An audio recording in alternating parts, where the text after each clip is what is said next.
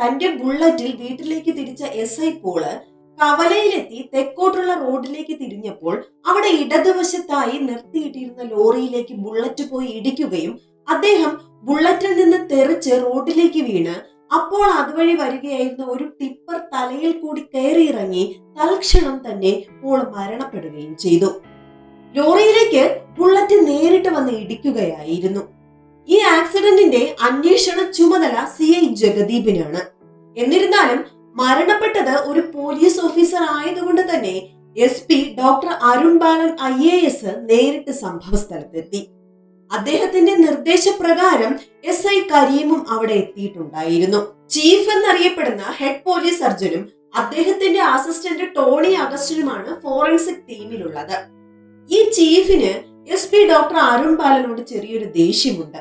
കാരണം എന്താണെന്ന് വെച്ചാൽ ഫോറൻസിക് മെഡിസിനിൽ PG എടുത്തതിന് ശേഷം ഈ ചീഫിന്റെ അസിസ്റ്റന്റ് ആയിട്ട് വർക്ക് ചെയ്തുകൊണ്ടിരിക്കുമ്പോഴാണ് അരുൺ IAS എടുത്ത് പോലീസ് ഫോഴ്സിലേക്ക് പോകുന്നത്. ഫോറൻസിക് മെഡിസിനിൽ അറിവുള്ളത് കൊണ്ട് തന്നെ അദ്ദേഹം കൈകാര്യം ചെയ്ത മിക്കവാറും എല്ലാ കേസുകളും നിഷ്പ്രയാസം തെളിയിക്കാൻ അരുണിന് കഴിഞ്ഞു. അതുകൊണ്ട് തന്നെ അരുണിന് പോലീസ് ഫോഴ്സിലുള്ള അതേ ഹീറോ പരിവേഷം ഫോറൻസിക് മെഡിസിനിലെ സ്റ്റുഡൻസിന്റെയും ഡോക്ടർമാരുടെയും ഇടയിലുണ്ടായിരുന്നു. എല്ലാ വെള്ളിയാഴ്ചകളിലും കേസുകളെ പറ്റി ചർച്ച ചെയ്യാൻ ഫോറൻസിക് മെഡിസിനിലെ സ്റ്റുഡൻസും ഡോക്ടേഴ്സും ഒത്തുചേരും. ഈ ഒത്തുചേരലിന് അവരിട്ട പേര് ഫ്രൈഡേ ഫോറൻസിക് ക്ലബ് എന്നാണ്. ഈ ക്ലബിൽ അവർ മിക്കവാറും ചർച്ച ചെയ്യുന്ന കേസുകളൊക്കെ അരുണിന്റെ കേസുകളായിരിക്കും. അത് ചീഫിന് ഇഷ്ടപ്പെട്ടിരുന്നില്ല. ആക്സിഡന്റ് നടന്ന സ്ഥലത്ത് 4 പാതകൾ ഉണ്ടായിരുന്നു. ആ ഹൈവേയുടെ പണി തുടങ്ങുന്നതിന് മുമ്പ് തെക്കോട്ടുള്ള റോഡിന്റെ തുടക്കത്തിൽ ഒരു കുന്നുണ്ടായിരുന്നു. അതിനു മുകളിൽ ഒരു ഉഗ്രമൂർത്തിയുടെ പ്രതിഷ്ഠയും. റോഡ് നിർമ്മാണ സമയത്ത് കുന്നിന്റെ ഒരു വശം പൊളിക്കേണ്ടി വന്നപ്പോൾ സർക്കാർ പണിപ്പെട്ട് കോടതി വിധിയോടെ യഥാവിധ പൂജകളോടെ മലദൈവത്തെ കുന്നിന്റെ ചുവട്ടിലെ ഗുഹയിലേക്ക് മാറ്റി.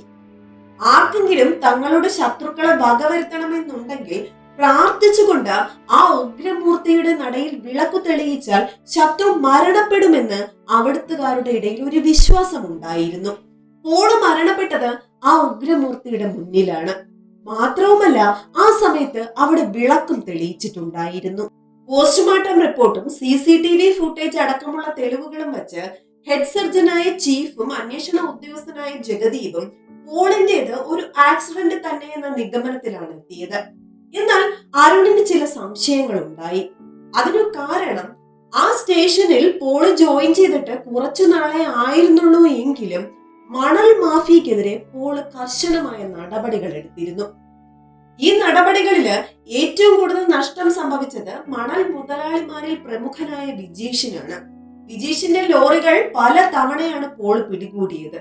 അതോടെ വിജീഷിന് പോളിനോട് വൈരാഗ്യമായി. എന്നാൽ ഒരു ദിവസം പോള് വിജീഷിന്റെ വീട്ടിലെത്തിയിട്ട് കുറച്ചധികം പണം ചോദിച്ചു. അതുവരെ ഒരു പോലീസുകാരനും കൈക്കൂലിയായി വിജീഷിനോട് ഇത്രയധികം കാശ് ചോദിച്ചിട്ടുണ്ടായിരുന്നില്ല.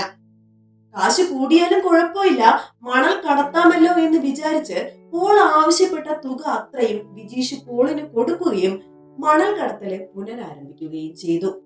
എന്നാൽ പെട്ടെന്നൊരു ദിവസം പോള് വിജീഷിൽ നിന്ന് വാങ്ങിയ പണം മുഴുവൻ അയാൾക്ക് തിരിച്ചുകൊണ്ട് കൊടുക്കുകയും അന്ന് രാത്രി വിജീഷ് കടത്തിയ മണൽ ലോറികൾ മുഴുവൻ പോളിന്റെ സംഘം പിടിച്ചെടുക്കുകയും ചെയ്തു. അതോടെ വിജീഷിന് പോളിനോടുള്ള വൈരാഗ്യം കൂടി. ഈ വിജീഷിന് വേണ്ടി മുൻപ് മണൽ കടത്താൻ പോയിക്കൊണ്ടിരുന്ന തങ്കച്ചന്റെ ലോറിയിലേക്കാണ് പോള് ബുള്ളറ്റ് കൊണ്ട് ഇടിച്ചിരിക്കുന്നത്. അരുണും കരീമും ചേർന്ന് തങ്കച്ചനെ ചോദ്യം ചെയ്യുന്ന സമയത്ത് അയാൾ പറഞ്ഞത് സേലത്തെ ഓട്ടം കഴിഞ്ഞ് തിരിച്ചു വരുന്ന വഴി വിശന്നപ്പോൾ വണ്ടി സൈഡാക്കി നിർത്തിയിട്ട് കുറച്ചപ്പുറത്തുള്ള സബിത ഹോട്ടലിൽ നിന്നും ഭക്ഷണം കഴിച്ചിട്ട് തിരിച്ച് ലോറിയിൽ വന്നിരിക്കുമ്പോഴാണ് പോള് ബുള്ളറ്റ് കൊണ്ടുവന്ന് ഇടിക്കുന്നത് എന്നാണ്. അരമണിക്കൂർ കൂടി ഡ്രൈവ് ചെയ്താൽ തങ്കച്ചന് സ്വന്തം വീട്ടിലെത്താം. പിന്നെ എന്തിനാണ് അപ്പോൾ തന്നെ ഭക്ഷണം കഴിച്ചതെന്ന് കരീം ചോദിച്ചപ്പോൾ തനിക്ക് ഷുഗർ ഉള്ളതുകൊണ്ട് വിശക്കുമ്പോൾ തന്നെ ഭക്ഷണം കഴിക്കുന്ന ശീലമുണ്ട് എന്നാണ് തങ്കച്ചൻ മറുപടി പറഞ്ഞത്. സത്യത്തിൽ സേലത്ത് നിന്നും തങ്കച്ചൻ അന്ന് രാവിലെ തന്നെ വീട്ടിലെത്തിയിട്ടുണ്ടായിരുന്നു. വൈകുന്നേരം വീട്ടിൽ നിന്നുമാണ് അയാൾ വണ്ടിയെടുത്ത് കവലയിലെത്തിയത്. ഈ കാര്യം CCTV ഫുട്ടേജിൽ നിന്നും അരുണും കരീമും മനസ്സിലാക്കിയെന്നറിഞ്ഞ തങ്കച്ചൻ അന്ന് നടന്ന സംഭവങ്ങൾ അവരോട് പറയാൻ തുടങ്ങി. അന്ന് വൈകുന്നേരം ഒരു നമ്പറിൽ നിന്നും തങ്കച്ചൻ ഒരു കോള് വന്നു. കൃത്യം 6 മണിക്ക് കവലയിലെത്തി തെക്കോട്ടുള്ള റോഡിന്റെ ഇടതുവശത്ത് ലോറി പാർക്ക് ചെയ്യണമെന്നായിരുന്നു വിളിച്ച ആൾ പറഞ്ഞ മെസ്സേജ്. തങ്കച്ചൻ അവിടെ എത്തിയപ്പോൾ തന്നെ അയാളുടെ കോള് വീണ്ടും വന്നു. രാത്രി മുഴുവൻ ഓട്ടമായിരിക്കുമെന്നും ഭക്ഷണം കഴിക്കാൻ പോലും സമയം ഉണ്ടാകില്ലെന്നും അതുകൊണ്ട് തന്നെ വണ്ടി അവിടെ പാർക്ക് ചെയ്തിട്ട് അടുത്തുള്ള സബിത ഹോട്ടലിൽ പോയി ഭക്ഷണം കഴിച്ചു വരാനും തങ്കച്ചനോട് അയാൾ പറഞ്ഞു. വിളിച്ച ആൾ ആരാണെന്നോ എവിടേക്കാണ് പോകേണ്ടതെന്നോ തങ്കച്ചൻ അപ്പോൾ ചോദിച്ചിട്ടുണ്ടായിരുന്നില്ല. കാരണം അയാൾ വലിയൊരു തുകയാണ് തങ്കച്ചൻ ഓഫർ ചെയ്തത്. അയാൾ പറഞ്ഞതനുസരിച്ച് ഹോട്ടലിൽ പോയി ഭക്ഷണം കഴിച്ച് ലോറിയിൽ തിരിച്ചു വന്നിരിക്കുമ്പോഴാണ് ഓള് ബുള്ളറ്റ് കൊണ്ടിരിക്കുന്നത്. ഒരിക്കലും തന്നെ തിരിച്ചു വിളിക്കരുതെന്നും മലദൈവത്തിന്റെ പ്രതിഷ്ഠ മറയ്ക്കാതെ വേണം വണ്ടി പാർക്ക് ചെയ്യാനെന്നും ഭക്ഷണം കഴിക്കാൻ പോകുന്നതിന് മുമ്പ് പ്രതിഷ്ഠയുടെ മുന്നിൽ വിളക്ക് കത്തിക്കണമെന്നും വിളിച്ചയാൾ തങ്കച്ചനോട് പ്രത്യേകം പറഞ്ഞിരുന്നു. പോളിനെ മനഃപൂർവ്വം അപകടപ്പെടുത്താൻ വേണ്ടി ആരോ, ചിലപ്പോൾ ബിജീഷ് തന്നെ തങ്കച്ചനെ കൊണ്ട് ലോറി അവിടെ കൊണ്ട് ഇടിപ്പിച്ചതായിരിക്കാം. പക്ഷേ പോളിന്റെ വണ്ടി ഇങ്ങോട്ട് വന്ന് ഇടിക്കുകയായിരുന്നത് കൊണ്ട് തന്നെ അതൊരു പ്ലാൻഡ് മർഡർ ആണെന്ന് പറയാനും കഴിയില്ല. തങ്കച്ചനോട് ബിജീഷിനെ പറ്റി ചോദിച്ചപ്പോൾ കുറച്ചുനാൾ മുമ്പ് വരെ അയാൾക്ക് വേണ്ടി ജോലി ചെയ്തിരുന്നു എന്നല്ലാതെ ഇപ്പോൾ യാതൊരു ബന്ധവുമില്ല എന്നാണ് തങ്കച്ചൻ പറഞ്ഞത്. ഏതായാലും പോളിന്റെ മരണത്തെ പറ്റി വിശദമായി അന്വേഷിക്കാൻ തന്നെ അരുൺ ബാലൻ തീരുമാനിച്ചു. അതിനുവേണ്ടി പോളിന്റെ സ്റ്റേഷനിലെ PC സിറാജിനോടും ഡ്രൈവർ രാജേഷിനോടും തന്നോടൊപ്പം നിൽക്കണമെന്ന് അരുൺ ആവശ്യപ്പെട്ടു. ഇതേസമയം പോളിന്റെ വീട് സെർച്ച് ചെയ്യുകയായിരുന്ന CI ജഗദീപിന് ഒരു ഇൻഷുറൻസ് കടലാസ് കിട്ടി. വലിയൊരു തുകയുടെ ഇൻഷുറൻസ്. പോളും അദ്ദേഹത്തിന്റെ ഭാര്യ ഗ്രേസിയും ആ സമയത്ത് അത്ര വലിയ രസത്തിലായിരുന്നില്ല. അതുകൊണ്ട് തന്നെ ആ ഇൻഷുറൻസ് തുകയ്ക്ക് വേണ്ടി ഗ്രേസി പോളിനെ എന്തെങ്കിലും ചെയ്ത് കാണുമോ എന്ന അർത്ഥത്തിൽ മുന വച്ചിട്ടാണ് ജഗദീപ് ഗ്രേസിയോട് സംസാരിച്ചത്. ഇൻഷുറൻസ് കടലാസ് കൂടാതെ പോളിന്റെ പേരിലുള്ള വെൽട്രീറ്റ് ആശുപത്രിയിലെ ഒരു പ്രിസ്ക്രിപ്ഷനും ജഗദീപിന് പോളിന്റെ വീട്ടിൽ നിന്നും കിട്ടിയിരുന്നു. സ്പോട്ടിൽ നിന്നും കിട്ടിയ പോളിന്റെ തരിപ്പണമായ ഫോണിൽ നിന്നോ പൊട്ടിച്ചെറിയ സിമ്മിൽ നിന്നോ എന്തെങ്കിലും വിവരം ലഭിക്കുമോ എന്നറിയാൻ സൈബർ സെല്ലിലെ ഷിഹാബ് മൊബൈൽ കമ്പനിയിലേക്ക് വിളിച്ചപ്പോൾ പോളിന്റെ പൊട്ടിച്ചെറിയ സിമ്മ് ഇപ്പോഴും ആക്റ്റീവ് ആണെന്നും പോളിന്റെ വീട്ടിൽ തന്നെയാണ് ലൊക്കേഷൻ എന്നും അറിയാൻ കഴിഞ്ഞു. ഇതറിഞ്ഞ് അത്ഭുതപ്പെട്ട അരുൺ ഡ്രൈവർ രാജേഷിനെയും കൂട്ടിയിട്ട് പോളിന്റെ വീട്ടിലെത്തി പരിശോധിച്ചപ്പോൾ അവിടുത്തെ അലമാരയിൽ നിന്നും പോളിന്റെ ഫോൺ അവർക്ക് ലഭിച്ചു.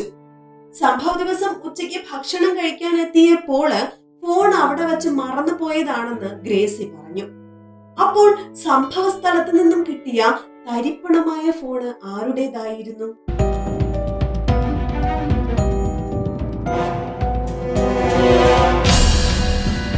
ഇതിനിടയിൽ ചീഫും ജഗദീപും പോള് ബുള്ളറ്റിൽ മുമ്പ് യാത്ര ചെയ്തിട്ടുള്ള റോഡുകളിലെ CCTV ഫൂട്ടേജ് കളക്ട് ചെയ്തിരുന്നു. ആ ഫൂട്ടേജുകളിൽ നിന്നും അവർ കണ്ടെത്തിയ കാര്യങ്ങൾ ഇതാണ്. പല തവണ പോള് ബുള്ളറ്റ് നിർത്തിയിട്ടിരിക്കുന്ന വണ്ടികളിലേക്ക് ഇടിച്ചു കയറ്റാൻ ശ്രമിക്കുകയും അവസാന നിമിഷത്തിൽ അയാൾ ഒഴിഞ്ഞു മാറുന്നതും ആ ഫൂട്ടേജിൽ വ്യക്തമായി കാണാമായിരുന്നു. അതായത് പലതവണ പോള് ആത്മഹത്യക്ക് ശ്രമിച്ചിട്ടുണ്ട്. മറ്റൊരു കാര്യം, പോള് വലിയൊരു തുകയ്ക്ക് ഇൻഷുറൻസ് എടുത്തിരുന്നു. ആ ഇൻഷുറൻസിന്റെ ലോക്ക് പീരീഡ് കഴിഞ്ഞത് 2 ആഴ്ച മുൻപ് മാത്രമാണ്. അതായത് 2 ആഴ്ച മുൻപാണ് പോള് മരണപ്പെട്ടിരുന്നു എങ്കിൽ ആ ഇൻഷുറൻസ് തുക അയാളുടെ ഫാമിലിക്ക് ലഭിക്കുമായിരുന്നില്ല. അതുകൊണ്ടാണ് പലതവണ ആത്മഹത്യക്ക് ശ്രമിച്ചിട്ടും ഇൻഷുറൻസിന്റെ ലോക്ക് പീരീഡ് കഴിഞ്ഞതിനു ശേഷം മാത്രം അയാൾ ആത്മഹത്യ ചെയ്തത്. കൂടാതെ ആക്സിഡന്റ് സൈറ്റിൽ നിന്നും കിട്ടിയ ഫോണ് പോളിന്റെ തന്നെ മറ്റൊരു ഫോണായിരുന്നു. ഭാര്യ ഗ്രേസി പോലും അറിയാതെ ഡിപ്പാർട്ട്മെന്റിലെ അയാളുടെ ക്യാബിനിൽ സൂക്ഷിച്ചിരുന്ന ഫോണ്. ആ ഫോണിൽ നിന്നാണ് സംഭവ ദിവസം തങ്കച്ചനെ വിളിച്ചിട്ട് വണ്ടി അവിടെ കൊണ്ടുവന്ന് പാർക്ക് ചെയ്യാൻ പറഞ്ഞിട്ടുള്ളത്. അത് മാത്രമല്ല, ജഗദീപിന് പോളിന്റെ വീട്ടിൽ നിന്നും ലഭിച്ച ആശുപത്രി കുറിപ്പ് വെച്ച് അന്വേഷിച്ചപ്പോൾ പോളിന്റെ തലയിൽ ഒരു മുഴയുണ്ടായിരുന്നതായി അറിയാൻ കഴിഞ്ഞു. ഏതായാലും പോളിന് താൻ മരിക്കുമെന്ന് ഉറപ്പായിരുന്നു. അത് ഒരു അപകട മരണമാണെങ്കിൽ ആ ഇൻഷുറൻസ് തുക തന്റെ ഫാമിലിക്ക് ലഭിക്കുമല്ലോ എന്ന് കരുതിയാകാം പോൾ ഇങ്ങനെ ചെയ്തതെന്നും അതൊരു ക്ലിയർ സൂയിസൈഡ് തന്നെയാണെന്നും ചീഫും ജഗദീപും വിലയിരുത്തി. എന്നാൽ അരുൺ അതിൽ ഇടപെട്ടു. പോളിന്റെ തലയിൽ ഉണ്ടായിരുന്നത് ക്യാൻസർ മുഴ അല്ലെന്നും ശസ്ത്രക്രിയയിലൂടെ ശരിയാക്കാൻ പറ്റുന്ന ഒന്നായിരുന്നു എന്നും അരുൺ പറഞ്ഞു. പക്ഷേ ആ മുഴ കാഴ്ചയെ ബാധിക്കുന്ന ഒന്നായിരുന്നു. കണ്ണിലേക്ക് പോകുന്ന ഞരമ്പുകളിൽ മുഴ അമരുമ്പോൾ വശങ്ങളിലേക്കുള്ള കാഴ്ച നഷ്ടപ്പെടും. അതാണ് പോളിന് സംഭവിച്ചത്. വളവ് തിരിഞ്ഞു വന്ന പോള് സൈഡിൽ നിർത്തിയിട്ടിരിക്കുകയായിരുന്ന ലോറി കണ്ടില്ല. നമ്മൾ ഒരു ബൈനോക്കുലറിലൂടെ നോക്കുമ്പോൾ എന്ത് കാഴ്ചകളാണോ കാണുന്നത് അത് മാത്രമേ പോളിന് കാണാൻ സാധിക്കുമായിരുന്നുള്ളൂ. ജഗദീപ് പരിശോധിച്ച CCTV ഫൂട്ടേജുകളിലൊക്കെ നിർത്തിയിട്ടിരിക്കുന്ന വണ്ടിയിലേക്ക് ഇടിക്കാൻ പോകുന്ന പോള് അടുത്തെത്തുമ്പോൾ നേരെയുള്ള കാഴ്ച കാണുകയും ബുള്ളറ്റ് വെട്ടിച്ചു മാറ്റി രക്ഷപ്പെടുകയുമാണ് ഉണ്ടായത്. ഇത്തവണ പോള് നിർത്തിയിട്ടിരിക്കുന്ന ലോറി കണ്ടിട്ടില്ല. അതുകൊണ്ടാണ് ബുള്ളറ്റ് അതിലേക്ക് ഇടിച്ചു കയറ്റുന്നതും പോള് മരണപ്പെടുന്നതും. പോളിന്റേത് ഒരു ആത്മഹത്യയല്ല, അതൊരു ആക്സിഡന്റ് തന്നെയാണ്. അല്ല, ആക്സിഡന്റ് എന്ന് തോന്നിക്കുന്ന രീതിയിലുള്ള ഒരു വെൽ പ്ലാൻഡ് കൊലപാതകം.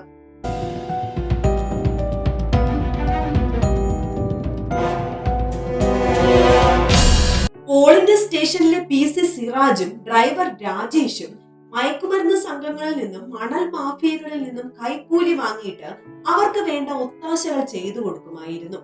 പോളത് കണ്ടുപിടിക്കുകയും സിറാജിനെ സസ്പെൻഡ് ചെയ്യുകയും ചെയ്തു.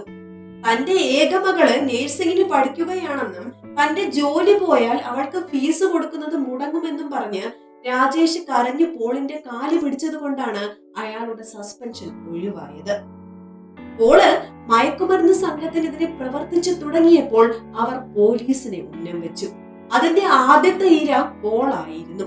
പഠിച്ചുകൊണ്ടിരുന്ന പോളിന്റെ മകനെ ടാർഗറ്റ് ചെയ്ത് അവനെ മയക്കുമരുന്ന് സംഘം അവരുടെ വലയിലാക്കുകയും വിൽപ്പനയുടെ ഒരു കണ്ണിയാക്കുകയും ചെയ്തു. ഈ പേരിലാണ് പോളും ഗ്രേസിയും തമ്മിൽ തെറ്റിപ്പിരിയുന്നത്. രണ്ടാമത്തെ ഇര രാജേഷ് ആയിരുന്നു. രാജേഷിന് കിമ്പളം കിട്ടാതെ വന്നതോടെ മകൾക്കുള്ള ഫീസ് അയാൾ മുടക്കി. ഫീസ് കിട്ടാതെ ഡിപ്രഷനിലായിരുന്ന റീനയെ മയക്കുമരുന്ന് സംഘം വലയിലാക്കി. എന്നാൽ പെട്ടെന്നൊരു ദിവസം റീന വിളിച്ചിട്ട് അച്ഛൻ രാജേഷിനോട് പറഞ്ഞു തന്റെ ഫീസൊക്കെ അടച്ചു കഴിഞ്ഞു എന്ന്. അത് എങ്ങനെ സാധ്യമാകും എന്ന് അന്വേഷിച്ച് രാജേഷും സിറാജും അവിടെ ചെന്നപ്പോഴാണ് ഞെട്ടിക്കുന്ന ആ കാര്യം അവർ മനസ്സിലാക്കുന്നത്. റീനയെ മയക്കുമരുന്ന് കച്ചവടക്കാർ വശീകരിച്ച് സെക്സ് റാക്കറ്റിന്റെ ഭാഗമാക്കി. അതിലുണ്ടായിരുന്ന ഒരു മധ്യവയസ്കനാണ് അവളുടെ ഫീസ് അടച്ചു കൊടുത്തത്. പക്ഷേ അത് ആരാണെന്ന് കണ്ടുപിടിക്കാൻ രാജേഷിന് കഴിഞ്ഞില്ല. പോള് തന്റെ രണ്ടാമത്തെ ഫോണ് സൂക്ഷിച്ചിരുന്നത് ഡിപ്പാർട്ട്മെന്റിലെ മേശവലിപ്പിലായിരുന്നു. പോള് കാണാണ്ട് ചില സമയങ്ങളിൽ രാജേഷ് ആ ഫോൺ ഉപയോഗിക്കുമായിരുന്നു. സംഭവ ദിവസം പോൾ ഉച്ചയ്ക്ക് ചോറ് തിന്നാൻ വീട്ടിൽ പോയ സമയം രാജേഷ് ആ ഫോൺ എടുക്കുമ്പോഴാണ് അതിലേക്ക് ഒരു കോൾ വരുന്നത്. ആ നമ്പർ രാജേഷിന്റെ മകൾ റീനയുടേതായിരുന്നു. ഇങ്ങേ തലയ്ക്കൽ രാജേഷ് ആണെന്നറിയാതെ അവൾ ഫീസിന്റെ അടുത്ത ഗഡു അടച്ചതിന് നന്ദി പറയുകയായിരുന്നു. അതുമാത്രമല്ല, അവൾ വൈകുന്നേരം 7 മണിക്ക് ബാംഗ്ലൂരിൽ നിന്ന് വരുന്നുണ്ടെന്നും ടൗണിലെത്തുമ്പോൾ വിളിച്ചുകൊണ്ടുപോയി വീട്ടിൽ വിടുമോ എന്നും ചോദിച്ചു. രാജേഷ് ഒന്നും മിണ്ടിയില്ല. റേഞ്ചില്ലെന്ന് കരുതി അവൾ ഫോണ് കട്ട് ചെയ്തു. കുറച്ചു കഴിഞ്ഞപ്പോൾ ഊണ് കഴിഞ്ഞ് പോള് തിരിച്ചെത്തി. പോളിന് വൈകിട്ട് 6:30 ഒരിടം വരെ പോകണമെന്നും അതൊന്ന് ഓർമ്മിപ്പിക്കണമെന്നും പോള് രാജേഷിനോട് പറഞ്ഞു. പോളിന്റെ ശരിക്കുള്ള ഫോണിലേക്ക് റീന വിളിച്ചു കാണുമെന്ന് രാജേഷ് ഊഹിച്ചു. അവൾ വരുന്ന കാര്യം രാജേഷിനോട് പോലും റീന പറഞ്ഞിട്ടുണ്ടായിരുന്നില്ല. പോളാണ് ഫീസ് അടച്ചതെന്ന് അറിഞ്ഞപ്പോൾ സെക്സ് റാക്കറ്റിന് വേണ്ടി തന്റെ മകളെ കൊണ്ടു നടക്കുന്നത് പോളാണെന്ന് രാജേഷ് കരുതി. രാജേഷും സിറാജും മകളെ അന്വേഷിച്ച് ബാംഗ്ലൂരിലെത്തിയപ്പോൾ അവിടുത്തെ ആൾക്കാർ അന്ന് പറഞ്ഞതും അങ്ങനെ ഒരു കഥയായിരുന്നല്ലോ. സെക്സ് റാക്കറ്റിന് വേണ്ടി റീനയെ കൊണ്ടു നടക്കുന്ന ഒരു മധ്യവയസ്കനാണ് അവളുടെ ഫീസ് അടച്ചത് എന്നുള്ള കാര്യം.